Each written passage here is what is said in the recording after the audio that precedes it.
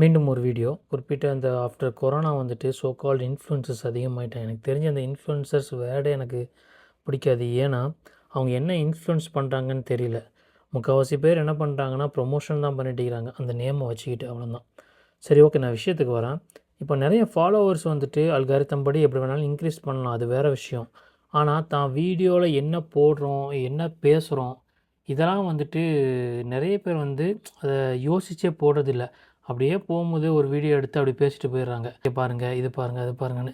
So நான் எதுவும் இந்த கோடு வேர்டும் கொடுக்கறதுக்கு விரும்பலை. ஏன்னா நீங்கள் எது சொன்னாலுமே நீங்கள் கமெண்ட்டில் போய்ட்டு இவங்க தாக்கப்பட்டார், அவங்க தாக்கப்பட்டார் அப்படி தான் சொல்ல போகிறோம். ஆக்சுவலாக எனக்கு வந்து இந்த விஷயம் சொல்லணும்னு தோணுச்சு. நான் வந்து ஒரு வீடியோவில் பார்த்தேன். அவங்க என்ன சொல்கிறாங்கன்னா, நீங்கள் வந்துட்டு துபாய் வராதீங்க, இங்கே நிறைய பேர் வந்தால் நிறைய விஷயங்களில் உங்களுக்கு நிறைய அடிகள் விழும், இங்கே நீங்கள் ரொம்ப கஷ்டப்படணும் அப்படிலாம் சொல்கிறாங்க.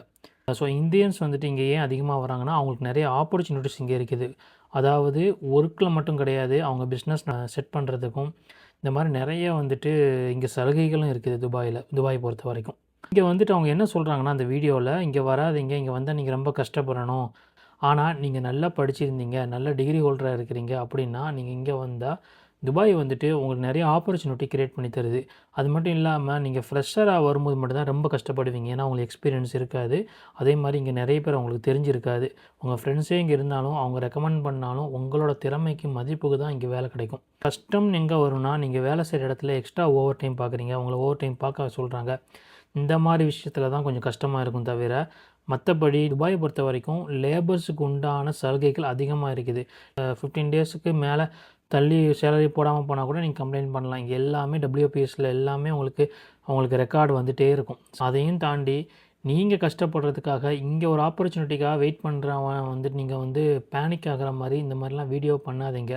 உங்களுக்கு வியூஸ் வருது, லைக்ஸ் வருது, நம்மளோட கண்டென்ட் நல்லா ஷேர் ஆகுது, இது கண்டென்ட்டே கிடையாது ஃபஸ்ட்டு, ஷேர் ஆகுது, இப்படிலாம் இருந்து நீங்கள் வந்துட்டு தவறான ஒரு விஷயங்கள் நீங்கள் பரப்புகிற மாதிரி இருந்தால் தயவு செஞ்சு அதை ஸ்டாப் பண்ணுங்கள்.